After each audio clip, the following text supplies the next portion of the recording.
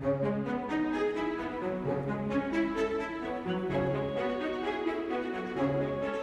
everybody and welcome to episode 53 of Competitive Magic with the Carnies. I'm your host from Italy, Andrea Mengucci, and joining me we have Javier Dominguez from Spain. Hello everyone. And that's it. Anthony is not with us today. He is doing a very serious thing for the podcast. He's making a great episode about Standard Golgari, the deck that he top hated worlds with. So we're gonna do like something similar to what Javier did with Pioneer Rakdos. So if you're interested in Standard and in Golgari, definitely check that out. It's gonna come out this week. Javier, did you have any like fun joke about why Anthony couldn't be here? I did actually. That's so mean. Wow. I actually did. I had a very good one, to be fair, but it's gonna be. Do you No, want to do it again? No, I don't want it again. No, let's go on. But Okay. you're so mean.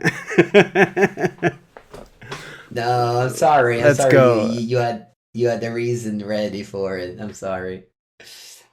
All right. Some things let's happened this go. week, though. I mean, it's been a week. Yeah, Yeah. Something happened and something else didn't happen. They, in fact, didn't ban anything. Everyone was like, oh, they're gonna ban so many cards in Modern. My wish list is them to ban like 25 cards, but as me and you predicted last week, or I don't know, maybe just in our Discord, but yeah, nothing got banned. Every Magic format is all right, and surprising that.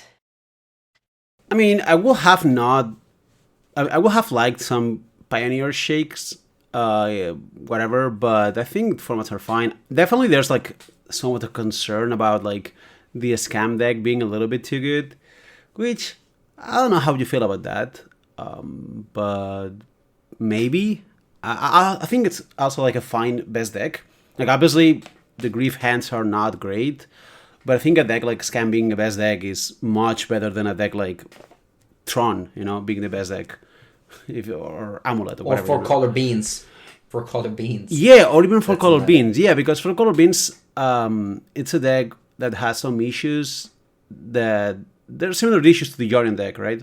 Like the time, the deck is very slow, whatever. I think a deck that's proactive and mid-range and flat across matchups or whatever, it's probably the best type of like best deck. Anyway, even though I think Scam is like a little bit too good for, probably like the half of a format or whatever, especially in hands of a good player piloting the deck. I think the fact that it's a good best deck is probably keeping it alive. Like I think if the Scam was 4 beans or Amulet, I think it will be banned in this ban. But I think because they actually like this kind of decks to be, I understand why. But I think that's why it's still there. Yeah, I feel like Scum is clearly the best deck. It's gonna be number one this month as well in my power rankings, and there's no denying that. It's just that the classic talk is if you had to ban it, what would you ban? You don't have a clear answer in that, and even if you ban it, what are the cascades? So that Living End, Amulet Titan, and Yawgmoth and Tron, these are like some very good decks that are doing very well in Modern, and they all have a bad Scam matchup. So, if Scam were to be banned, these decks maybe just become too good, or like how does the metagame shape up around that? We don't know, and when in doubt, I believe just sticking up to the actual like win percentages, and just if a deck doesn't dominate too much, there is it's okay to keep it around, especially in a format where magic cards are expensive. So you're banning Grief, Anthony isn't here, so I'm happy to mention the monetary aspect. MTG Finance. Magic. Yeah, and just I hate bannings because they just rip up money from people wallets, and so yeah, this is my take. And as long as the deck isn't very oppressive, I'm always against any bannings. Well, also they don't have like very strong reasons to ban anything. Like if there was a Pro Tour in a month, I honestly think they will have banned something. There's just like not too many reasons to ban at this point from WotC, because the form, like, I think it's kind of close, and I would be surprised if it was not like kind of close for them also. Like the scam is like, it's been a while since we had an actual best deck in Modern. hasn't it? Uh, Yeah. yeah. So the fact that we had a Maybe lot of Mortat is the best, Princess Ranus is the Shadow. best. Yeah, I guess since Loros maybe, but it was not even that close. But yeah, maybe since Risky Shadow with Loros, right? Like it's been a while, so this is definitely a situation where there's a dominant deck finally modern, and that's probably not Also, great, but also there's I some would say reason to get it. that whenever like Murktide was very good, or even Yorion Omnat was very good, these decks were also maybe like even hard to play. So like there was a lot of actually play skill involved in the same people doing well with the same decks. Whereas Scam is a much easier deck. In modern, definitely one of the let's say if you look at the top 10, one of the easiest archetype to pilot. So that also adds to the fact that a lot of people are winning with it rather than just fewer people. Let's say same thing can happen with like Amulet, for example.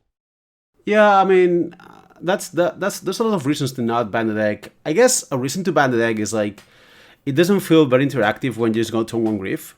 It feels like somewhat of a soft turn one kill sometimes. I know it's not like this, but it's definitely like not the best for Link playing the format, and that's Yeah, probably it's not. something that might eventually get the card banned. Definitely, Grief is the only card that will consider banning at this point in For sure. modern. I think it will be the card. I think we can agree there, right? Like if there was a ban of the deck, it would be Grief, just because the Yeah, problem is going to be there. Like even if it's with Effeminate or whatever, like you're gonna get turn one killed with Grief as long as it's legal. yeah. But then again, if you ban Grief, then can spiral into, then maybe you should ban the One Ring, then maybe you should ban Up the Beanstalk, and so on and so forth, Leyline Binding. Like, there's so many good cards that are just pushing every deck. Like, again, like the top 10 decks is decks that are very different among them, that they don't share anything. Like, even the card Grief is only played in like two archetype, in Living End and in Scam. It's not that you're banning this powerful card that a lot of decks get to exploit. So once you ban those cards, you weaken these archetypes infinitely, and everything else just is now a problem. So Well, there's one difference. There's one key difference between Grief. I'm not saying we should ban Grief, but I'm saying like there's a key difference between Grief and Beanstalk, Ring, Binding, Bowmaster, whatever other cards. Is the Grief is the only one that actually defines the game on turn one. Like you're on the draw, and the game is gonna be defined, often decided before you even get to play a land. And Grief is the only one of these cards that does this. And because of that, I think it's a different discussion. Like, I'm not saying Grief is too good. Like, I'm not saying Grief should be banned because it's too good. I'm saying Grief might be banned eventually, not because it's too good, because I don't think it's better than Binding. I think you have a point there. But Grief is a card that defines game before I even get to play. And I think I will not be surprised if that's something people get tired of very fast. That's for me an argument against the card. I don't know if you agree there, but it's the only card that yeah, does that.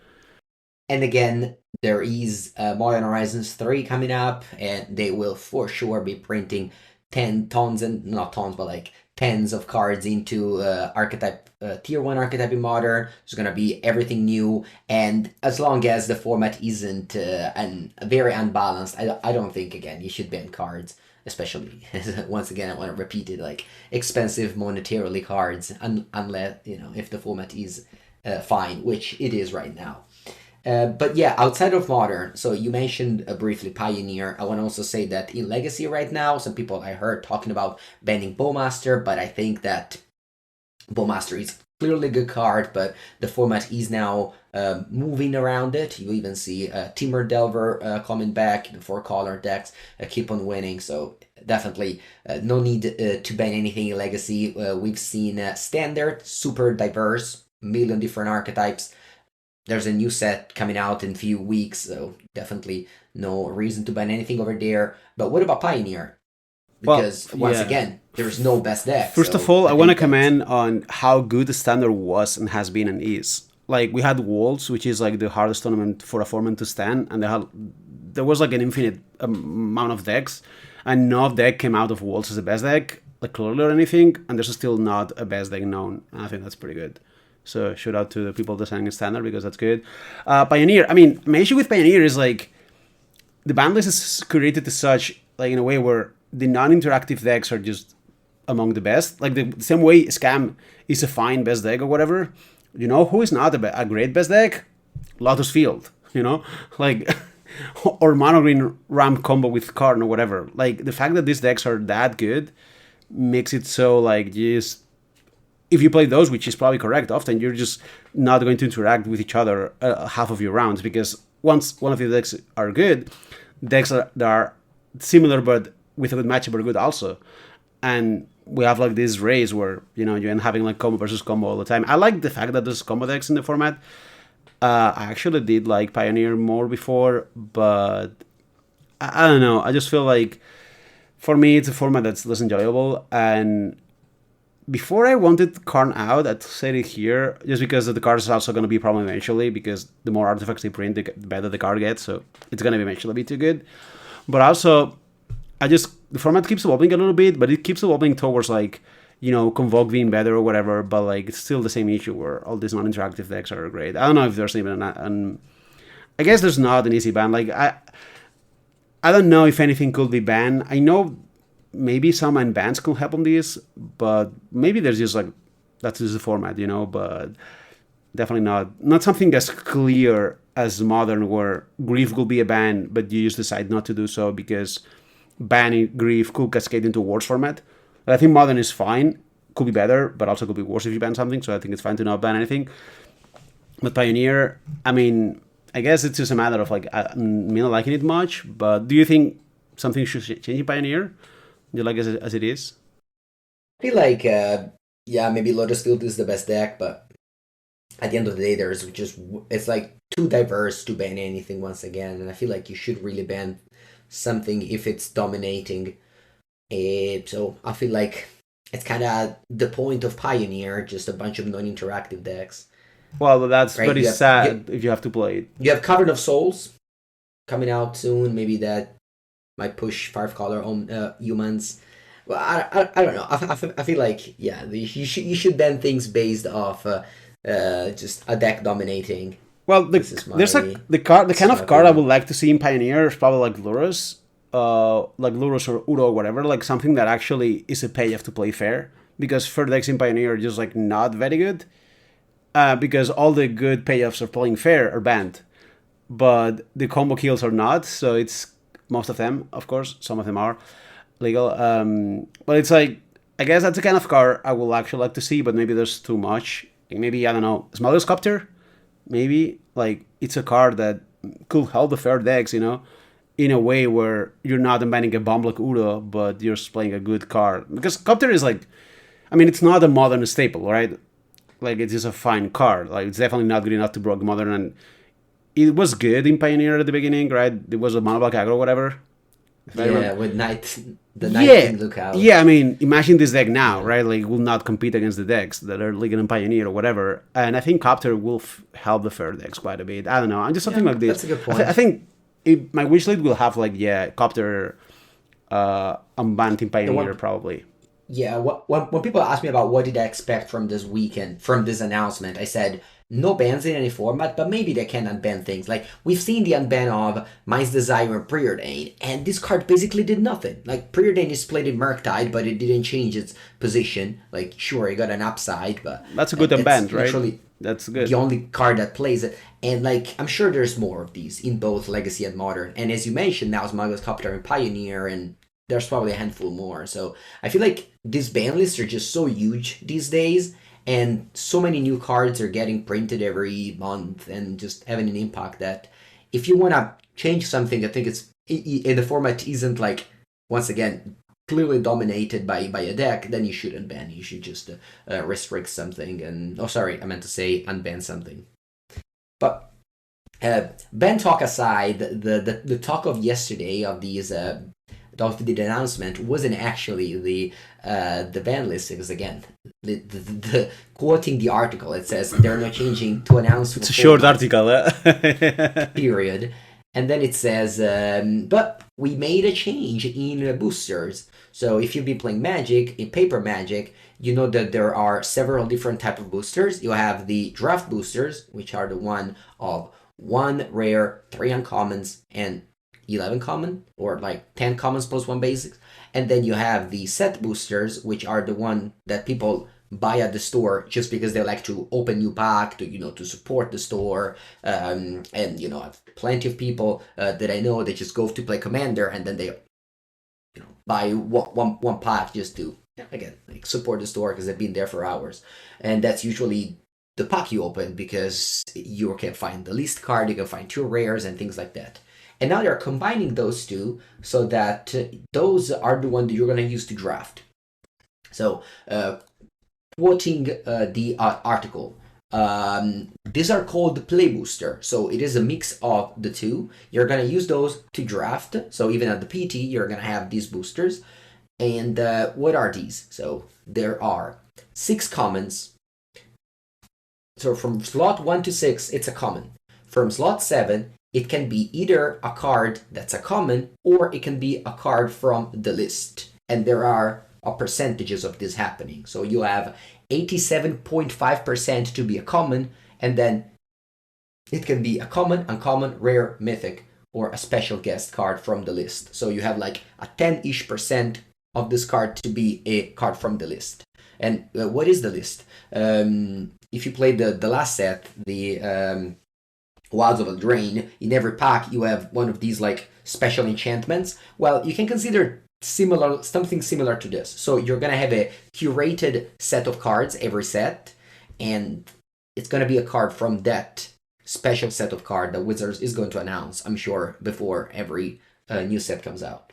And then you have 3 uncommons, and then you have 1 rare or mythic rare, and then you have 1 basic land, and then you have some a foil and a non-foil quote-unquote wild card. So once again, a card from the list. So wild card means card from the list also? Are we sure? No. It could be a card from the list or it can be a normal card, once again. Something like that. So it's... Or it could be any rarity. Wow. Yeah, so you can have... I read somewhere that you have a 1.96% of opening 4 rares in a single pack. Which actually I remember doing in a set booster once, because I do unboxing, because Wizards used to send me packs. And must be nice. So it is. So yeah, basically now you're gonna have something similar to set boosters, although I remember set booster to be color oriented. These are gonna be random. By color oriented, I mean the set boosters were designed to just opening, so you could open like 7 green card, for example, in the set boosters. It's not gonna happen now with the play boosters. They're gonna be, normal. It's going to be like, again, a draft a booster that people will use both to buy to build their own collection and to draft. And it's going to be more expensive. I don't know much. I don't think they said it. If they said it, I have missed it. But yeah, so this is the announcement. I don't have too many opinions outside of the fact that, of course, it's going to be more expensive. So if people already don't go to play draft because they're like, whatever, 15 euro or 20 euro in Italy at least, they're going to be even more now. And yeah, I don't know. I guess Magic is getting more and more expensive, and it keeps on cascading with new announcement like this. Like, they already raised the price of boosters, I believe, twice in this year, so who knows how many times in the future. I mean, you said, like, people just use boosters for two things, right? Opening cards and drafting. So, like, they did with boosters forever since, like, until they put these set boosters, right? Yeah. So basically what happened is they added the set boosters, and then they made this article, which was so weird. It was like, oh, we are seeing how much people enjoy more the set boosters than the draft boosters. And so we are saving draft by making... I don't know. There was a bunch of questionable tweets by... no, sorry, not questionable. What's the word? I don't know. This is like on Twitter spiraled. We need Anthony to nail the word. Yeah, exactly. We need Anthony, because remember, me and Javier are not only born in a non-English speaking country, we live in an English speaking country. So sometimes our mind says some words, but we don't know. I mean, at least for me, I don't know. I will say polemico. Like polemico. Yeah. exactly. Same, Yeah, polemical. yeah.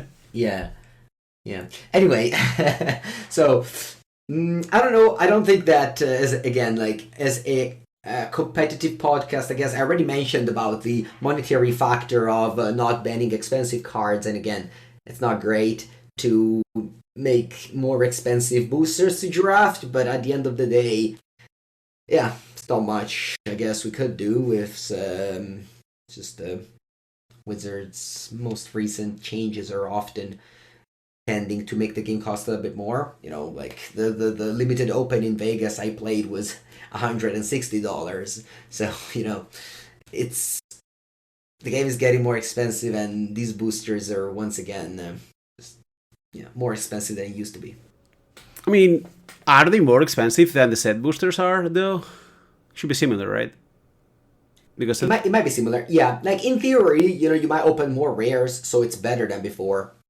It's just that some people like not that many people buy boosters just to open, but I know a lot of people that buy boosters to draft. But again, it might be because I'm a competitive player and I'm not a casual player. So yeah, I mean, this looks like they basically made these two boosters, set boosters and draft boosters, and they rapidly saw that set boosters were selling so much more. And I think that actually makes sense, right? Because if you're drafting, you buy draft boosters, but if you're any other kind of player, you are more likely to buy the set boosters if you're gonna buy a booster because it's more attractive. You can open, the big guns or whatever.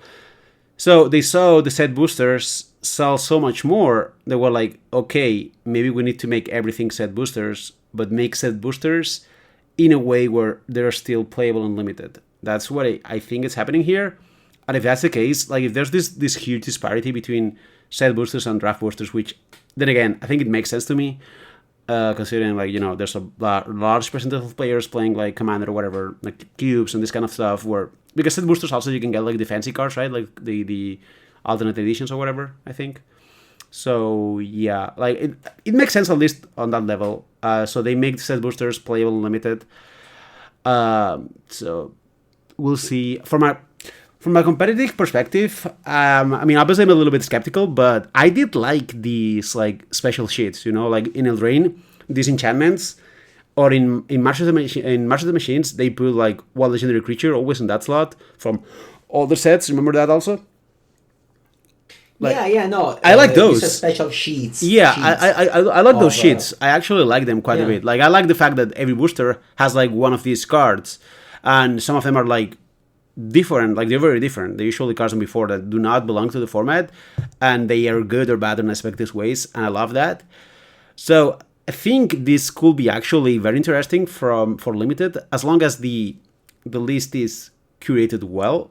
I think they actually created this list very well for these formats. I think it will be very very bad if the list is like the same. So we have all the same cards and the same bombs in every set.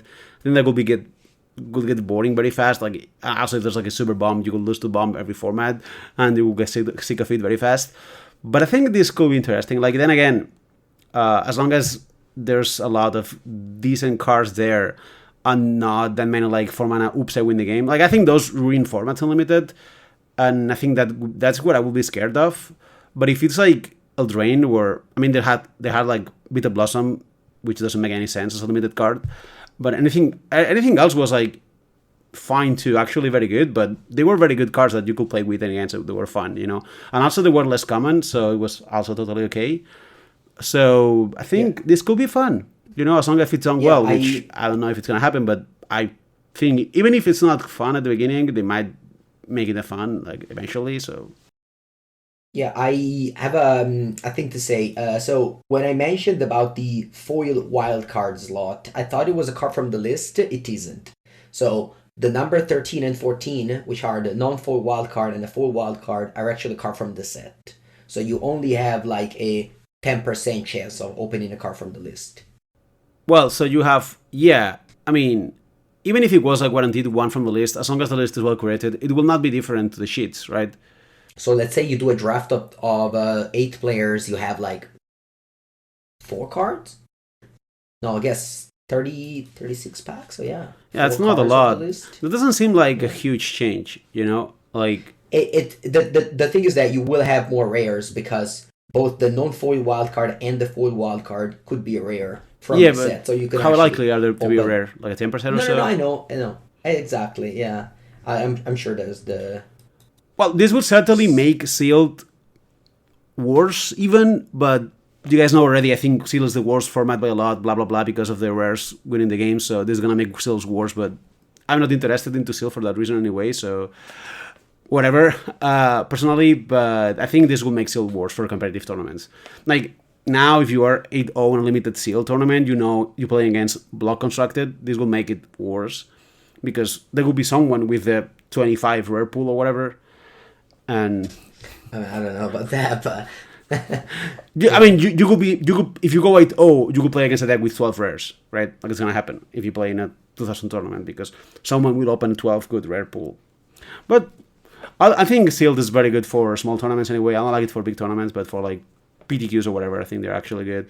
And this will not change much. Like if you play a 40-person 5-round or 6-round PTQ sealed in a store, this also will not make the format much worse. I was thinking of like GPs or whatever, where this will be worse. But but like, I think this yeah, is but they fine. changed the GPs are now standard. So Yeah, yeah, yeah. I'm saying like this will make sealed worse for big tournaments, but this will have not a huge impact in like small tournaments in sealed, and this will have also have not a huge impact in like draft. I think like in terms of compared to the sheets, like right, like I mean obviously the sheet also has like a percentage of rares. You could open now in Eldraine a bunch of rares in a set if you open the sheet rare. So you know, I think it's gonna be similar. I assume this also will be combined with the sheets eventually, but Javier, you need to say I think sheet more long because sheet. Sorry, yeah, sheet. English is hard. Sheet. sometimes because sometimes you can say the same word, Yeah, like yeah, no, absolutely. it's a sheet rare or it's a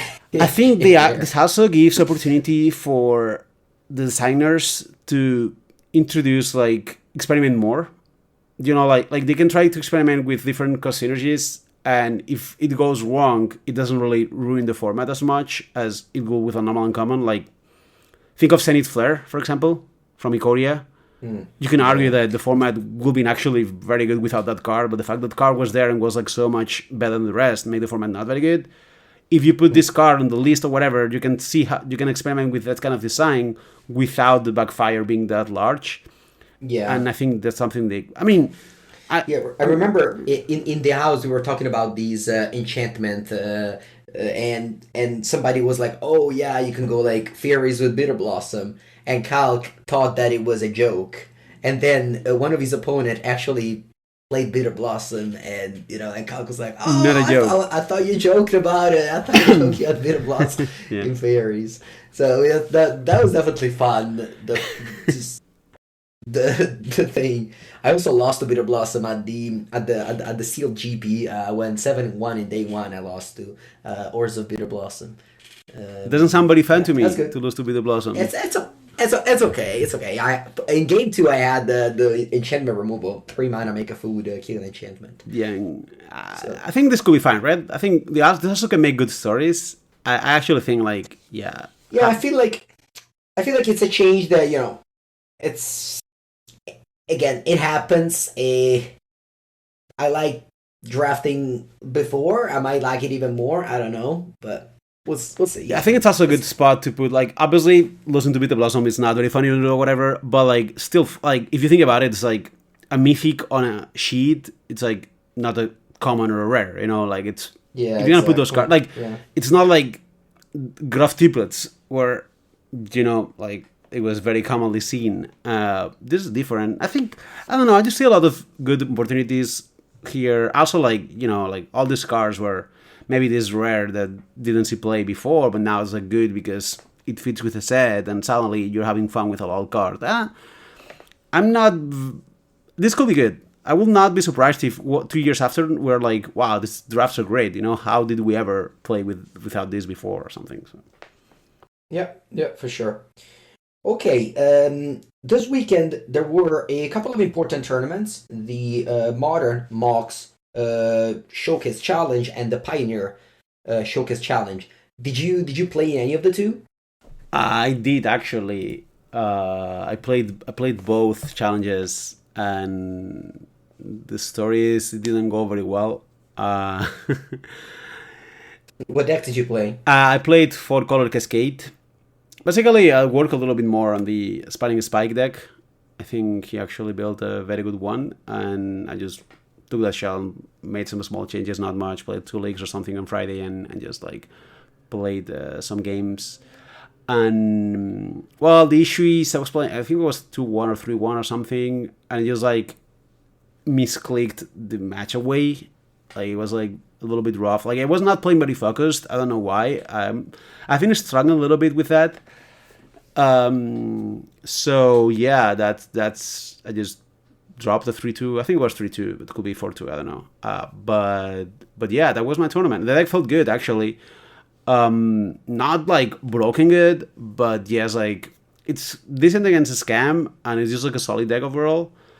On screen right now, I'm sharing the deck. You also like, I believe, I don't know if you 3-1 or 4-0 at prelim. Yeah, On I wanted to redeem myself. I played the prelim like it was a pro tour. yeah, and so the list that I'm sharing on YouTube right now, because again, I don't know if you know this, but this podcast is also on YouTube on my YouTube channel, so you can see our faces while we share things that we talk about. So yeah, so the deck is a Shardless Agent and Bloodbird Elf. It's so that's the cascade part, but instead of cascading into a suspend card, we're cascading into actual things, just like we were used to do in Legacy with Shardless Agent in the past. And you're cascading into mostly Up the Beanstalk, which is a very good card that powered together with Solitude Fury and Leyline Binding can just make your deck go off, and from there you just win with raw card advantage between just more cards, kill everything, and then just eventually win attacking with Bloodbraid, Omnath, and things like that. This list that I have in front of me, again, you made some changes to Spike list. Maybe you want to talk us about that a little bit. Like the biggest one is the Lauren revealed, I think. Yeah, I mean, he was playing 2 copies, and he was not playing his Stomping Ground. I found I had some issues with some of the mana sequencing sometimes, so I just put the card back in the I deck. thought it was I thought it was playing 4 because of the Commandeer in the sideboard. Yeah, I think I was playing 2, but maybe it could be 4. I don't know. Mm. I just work on the mana base, honestly. The rest of the deck just felt like he just thought things very well, and I just changed the But mana you base a don't little bit.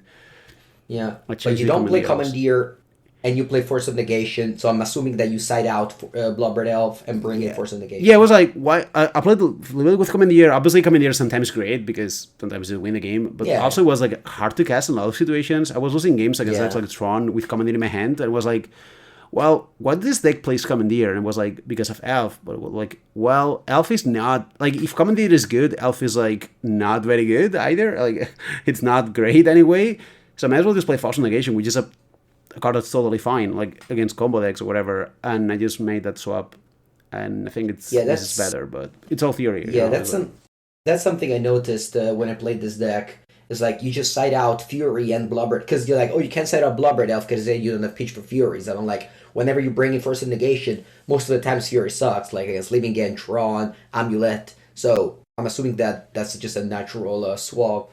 And yeah, I feel that there's a couple of various lists of this archetype that goes around, and I'm sure we have to mention the one from your teammate Tristan Wild LaRue, who came seventh, whatever, like top eight with this archetype.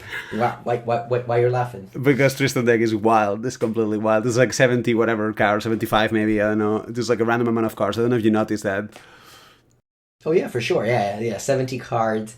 And he was playing. So my reasoning for playing 70 cards because it's not intuitive, right? Like, why are you playing 70 cards if you like really happy to draw up the beanstalk on turn two, right? I think that the reason might be a couple. The first one is that there's a lot of expensive cards that are not great to draw in your opening hand, like Time Warp, Bring to Light. So maybe you don't mind delaying the delaying the I don't.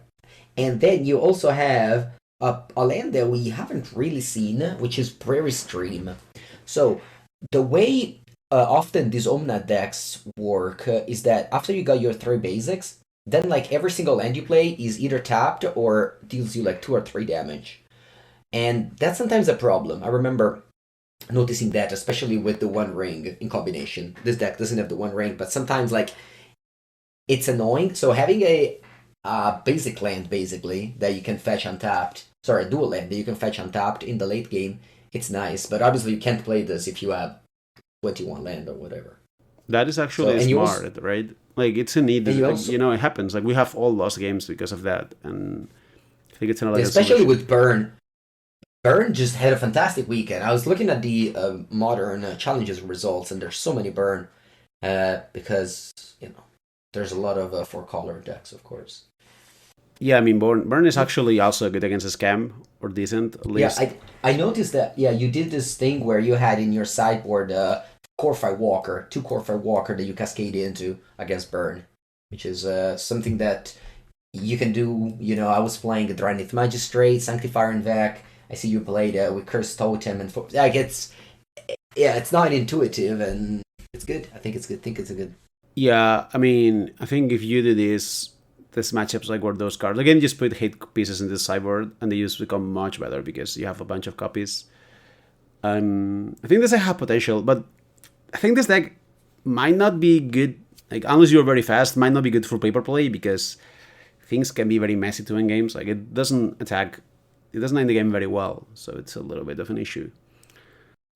Yeah, and then we have a very diverse top eight with almost every archetype. You have four color Omnath, you have Temur Rhinos, you have Burn, you have the winner, Rakdos Scam by Kaza, but again, only one in the top eight. Then we have Yawgmoth, we have Amulet, and then we have a deck that I've played today, which is super cool. Came first in the Swiss and then lost in the top four by Shadows. And he was playing 4 Snapcaster Mage and 4 Flame of Honor. And this combination, actually, I think it's just great. Like, whenever you do the thing where you go like Snapcaster Mage, Lightning Bolt, untap, Flame of Honor, or just Snapcaster Mage, consider untap Flame of Honor on turn 3 and 4, it's just backbreaking and you just hard to lose from that spot. And again, like all the problems of playing a deck without a proactive plan is that it's a reactive deck. So I lost, for example, against Blue Murktide because I flooded out, as this deck plays a lot more lands. And so playing a reactive deck is never amazing. But as a control deck, I really like this strategy, and it's something that again came first in this first in Swiss in this 10 rounds Swiss tournament. So I like this. Do you have any? Yeah, I played views against on this this? deck in a league, but my opponent was playing also the Woman of Fairy from Eldraine, the 3/3. Okay. So he was taking Sleepers there. like a more proactive approach, like making multiple together or whatever. The Sleep Course Fairy. Yeah, I'm just saying. I mean, there's definitely. I mean, my opponent played in a way where the deck felt like powerful, like it played well. So, this is maybe decent. Like the card is definitely actually like very good. The Flame of Honor. Is it enough to justify playing cards like some custom mage? Hard to tell, but it's I definitely mean, functional. yeah, I feel like the Snapcaster Mage was good. The problem mostly was that you have so many 3 drops, like 4 Flame of Honor, 2 Archmage Charm. Snapcaster Mage is basically a 3-drop. And this deck also plays Narset, Yeah, so careful. had a lot of Yeah, clunky that's hands. true. Yeah, probably Like, not good against a as scam, I guess. Yeah, and sometimes like you also don't draw a third. Like on the opposite side of the spectrum, sometimes you don't draw a third land and you basically just can't do anything. So it's the control problem though. Like control decks have had this problem forever. Like you play 25 lands and you either But so I'm more of the cheaper side. Less lands, but again, like a fantastic top 8 with 8 different archetype. Just classic modern. Again, the winner is the deck that everyone wants banned. Rakdos Scam by Kaza. Kind of a just normal list, honestly. At Like this point, like the this scam was decks are just all the same. Like main deck is like Fury, Ragavan, Walker, Grief, Ballmaster, Fable, Terminate 2, yeah. You have 6. Like you it's have 1 or 2 slots, and they also like very similar. Like the blue one push. honestly I wrote a deck guide with this deck. I think the only changes of the list was that I play a Blood Moon main and this one doesn't. Yeah, sometimes they play which Croxa or it's they play one more land or one or more, the second or more. Like it's yeah. the deck is already made, and the sideboard already also like. I mean, sometimes they play Leyland or they play like a Hearts or something, but Leyland. it's the same. Like Yeah. everything else is the same as well. Like this deck is really like the Hive Mind has tuned this deck well enough, I think, and Yeah, exactly. Whereas still, four color Omnath is still up in the air. We seen the top 8 version without Delighted Halfling, which has had a resurgence lately. I've seen a lot of Delighted Halfling, but yeah, I this think is with Optimist Talk is means just like halving is ciao, bye bye, because the card is just better. Like Optimist Talk is definitely there for like the one of the best engines in modern. I think Spinning Spike said on his Twitter that he felt like Optimist Talk is better than the One Ring in these decks. I think he might be right, but you can also play both, right? And I think the card's at least like it's probably close to the One Ring in power level and control decks, and that's how good it is, right? Like it's very easy to make a card that draw 2 or 3 cards. That's enough to run away with the game, but it doesn't cost like a million, which makes it like better, helps you hit the land drops or whatever. in Yeah. ninth place. We have a true hero who has ninth place back to back in the last 2 modern showcase challenges, and he's playing his pet deck, Chorus Vengeance, Grazer Brand. Yeah, has one Palantir in the main All right, now. Mengu. I And think yeah, I want to try this deck, like because he's just been doing very well consistently across a lot of months, right? Like, how good is this deck? According, like, how good do you think this deck is? Have you tried it in your channel? yeah, I tried it. How good? What I is? mean, Because he just does well consistently. yeah, I mean, it's if you look at the cards he plays, is yeah, it's just a lot of good cards, right? You have Leyland Binding, you have Fable. I mean, not exactly know what are the matchup spread of the deck. You have the 4 Ephemerate, 4 Grey, 4 Solitude, so you have like busted opening hands as well as a decent way to grind with 4 Fable and 3 Shadow Prophecy, and you also have the combo with Glorio plus Atraxa, Ephemerate on Atraxa, which kind of kills everyone when it happens. Yeah, it's a good deck, but again, as I say, like I put this deck in the top 15 ever since after the PT when True Hero came top 16, and then he proceeded to just do very well. Every once in a while there's a main event, but just not that many people play it. I believe he also won a challenge last week with this deck, but again, it's just mostly him playing this Yeah, I deck. mean, it It looks like seems a that hard deck also. So yeah, it's similar to Just Get Breach back in the like some many months ago when like nobody was playing it, and then just certain people were doing well with it, and then a lot of people picked it up. It busted, and now it's just kind of well, not there it anymore. lasted But for yeah, 2 weeks. Yeah, it was broken for no, 2 weeks. it lasted. It A lasted month. a while. It lasted a while.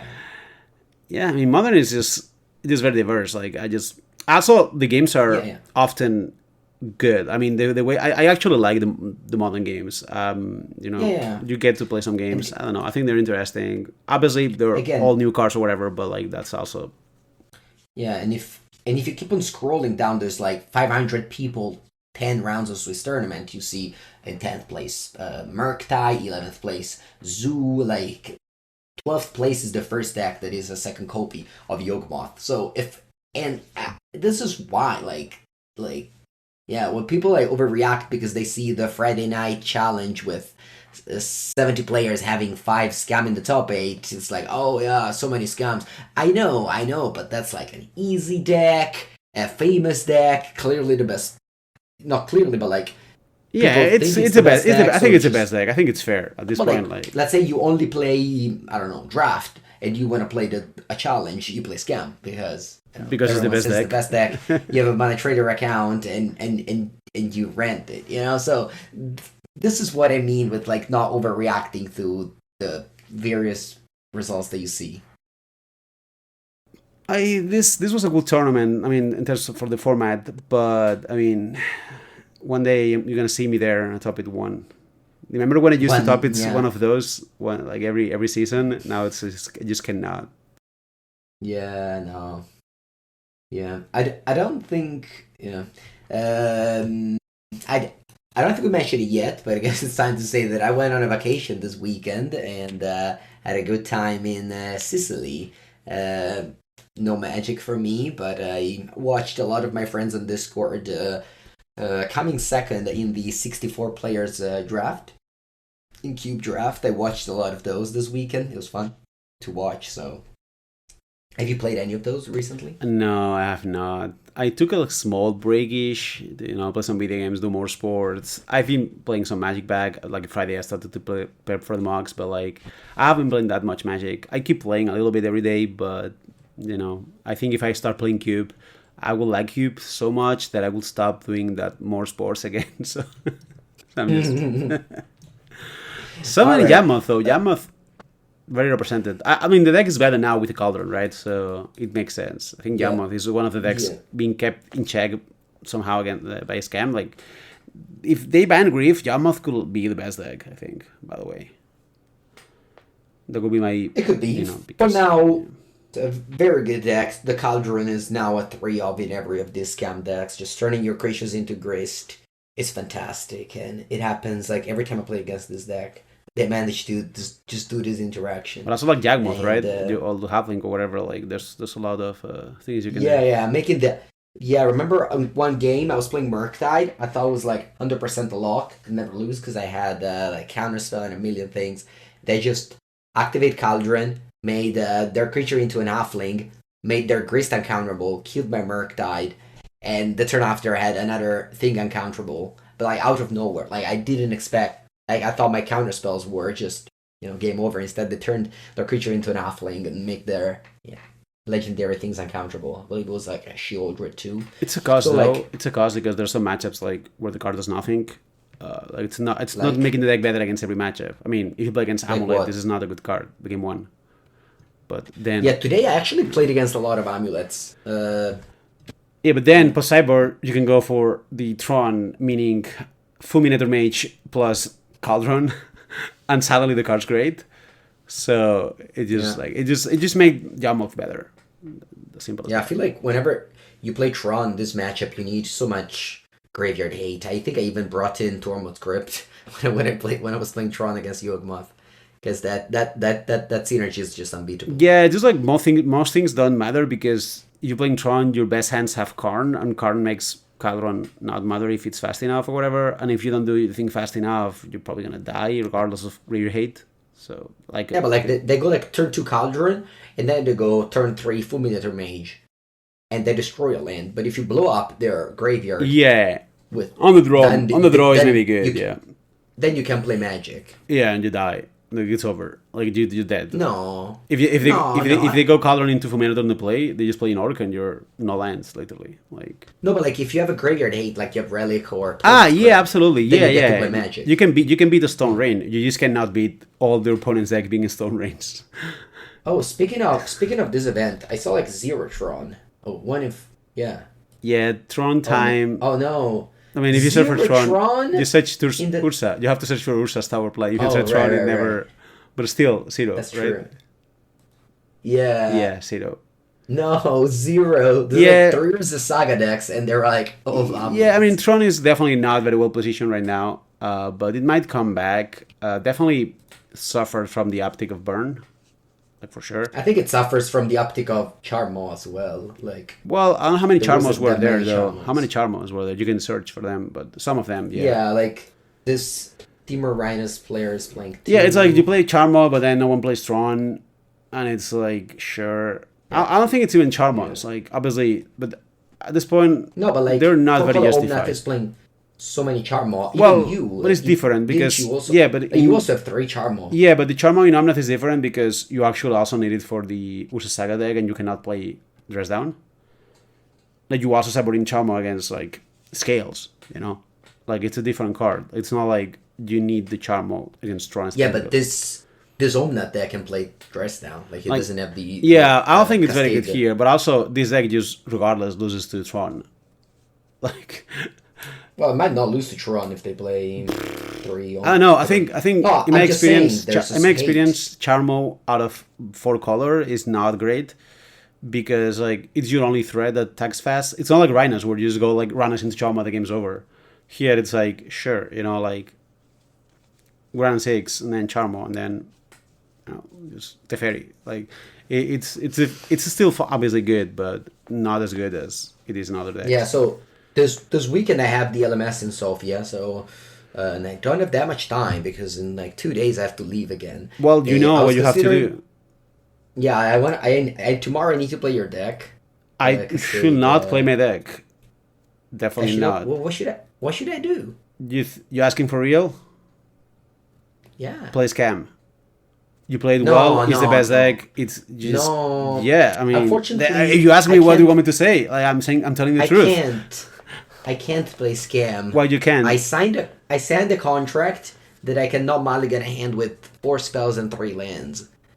And Well, unfortunately, with scam you have to do that. also And with this so deck I though, my this deck as well. Like if you open like Fury, Solitude, Omnath, you're gonna mulligan, right? it's Against many okay. matchups. No, it's okay. No, it's okay. Keep. No, you mulligan Yeah. because you're not gonna beat most decks. No, I mean obviously I'm joking, but like it's just so hard for me to mulligan a hand of like let's say you have like Thoughtseize, Dothy, Fable, and like the like this is what I call the Pioneer Rakdos. So Rakdos Scam is 2 decks. You have like a Broken Legacy deck that goes, Reanimate, and then you have a Pioneer deck that just plays like, Thoughtseize and Bloodtide Harvester Fable. And they coexist. And sometimes you have the draws of a Pioneer deck and you lose to almost anyone, and then because you're supposed to mulligan those. Okay, so And you're saying you will mulligan on the play that hand, like Thoughtseize, both Walker, Fable, and Bolt on a no, green. I'm exaggerating, but I definitely felt that whenever I was playing Scam, I was losing like the normal games so often that maybe I was supposed to mulligan those. But at the same time, whenever I open these hands, I can't. I keep them.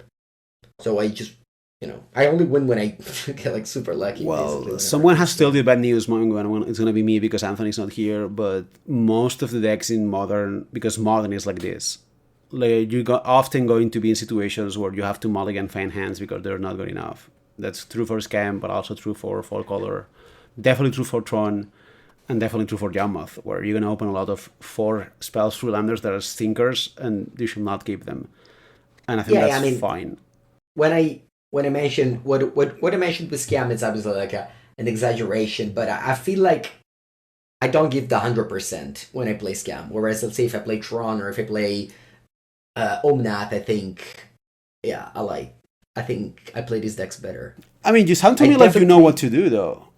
I don't yeah, yeah, know. yeah. It just I feels definitely, bad, but yeah. that's I want to try out your deck because I definitely wanted to try this, um, something like this because despite it's very popular online, I think paper metagame is always a little bit slower to adapt.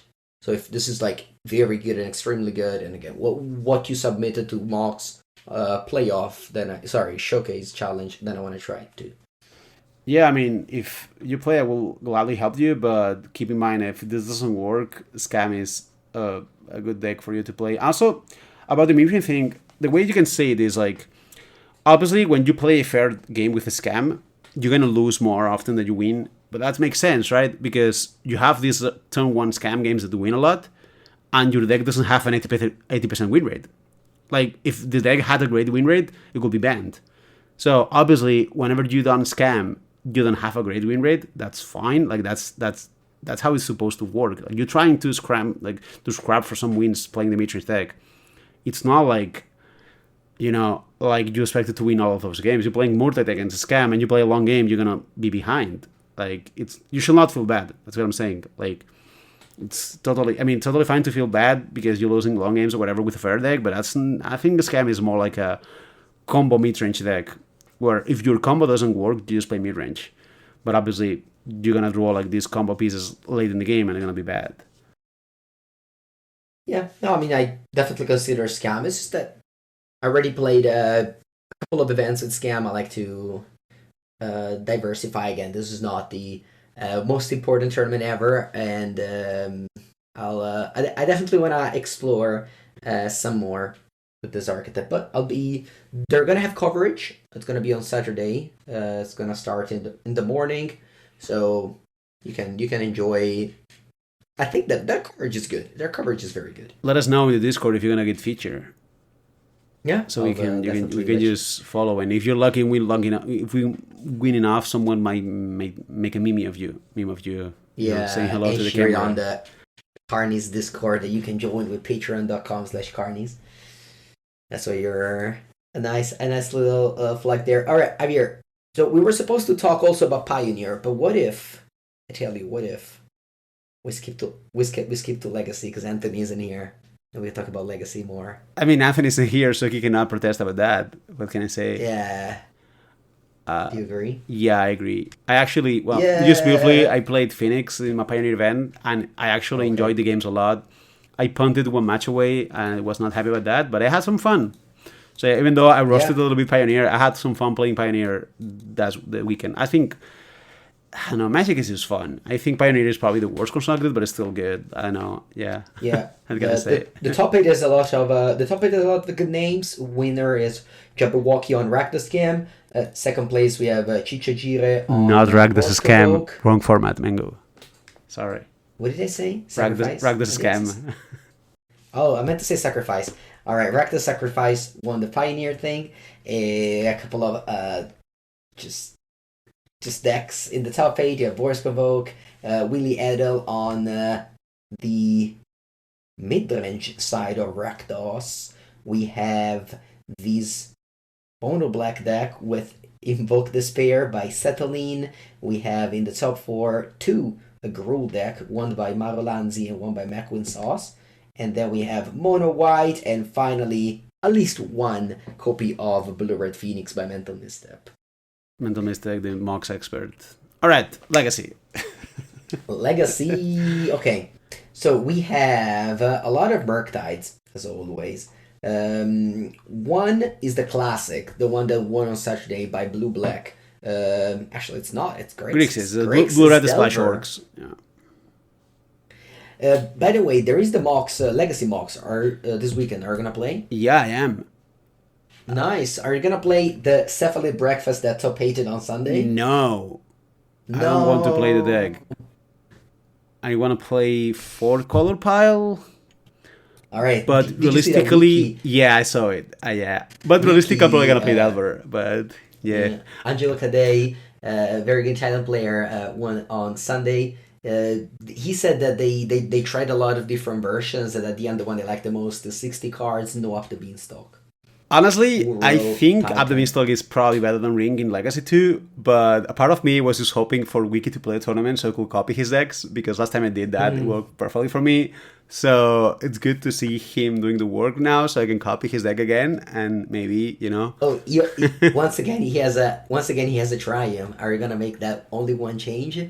Because no. all right, so let's tell the story. So have your Mad Deck wiki changing one card, the Triumph, and I never touch a card top after four, sure.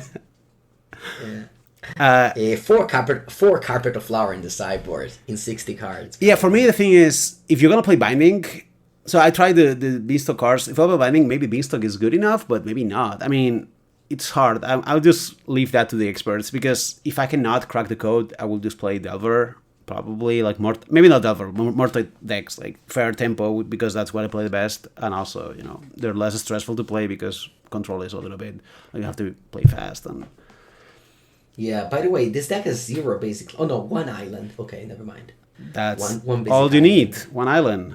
That's how you That's castle all the you need. Hydroblast. Yeah, 1 land from the loam, so you just get the lands. Only back. 7 fetch lands, by the way. That's very interesting. Like that's a big But big cost. you have 3 Lorien revealed. Yeah, but which they is don't basically get fetch. back with loam, so that's an issue. Yeah, but you have 2 wastelands too. You Yeah, I can know, still but like opponent. the 60 cards has some issues. It's very hard to build legacy decks now. There's also like more of the decks, so we can see more of the decks, Mango, because there's another one that I would like to comment. Which one? There's a Timur Delver, right? From Timur Delver yeah. by Juju Bean. From the Bean. Yeah, 4th place on Saturday. Juju Bean played 4 copies of Questing Druid. Questing Druid is a new card, so new card hype. It's good. It's good. Questing Druid. I've tried it in Timurktide in Legacy in Modern. It's one of the things that's very good. So for those of you who don't know what this does, it's a Quirn Dryad on the front side, and the Adventure is basically Reckless Impulse, so you exile 2 cards and you can cast them, but until your next end step. So it's not like the next turn, just like the Vrens Resolve and Reckless Impulse, but this is an instant. So what you're gonna do most of the time is pass, and your opponent turn play the Seek the Beast, and then in your turn you can play like the 2 cards. And I have found this card to be a little clunky in Modern because you don't have too much card selection, because like Consider and Preordain don't help this card, whereas Ponder and Brainstorm do. So But I also Force of think Will, that right? It's good with counterspells as well here. oh, because you don't have mana. Okay, yeah. Because I feel like this card is good with cantrips. Because like sometimes you use use card draw to go deeper. So let's say you have Expressive Iteration and Brainstorm, you want to play Iteration first, and then Brainstorm to see 6 cards.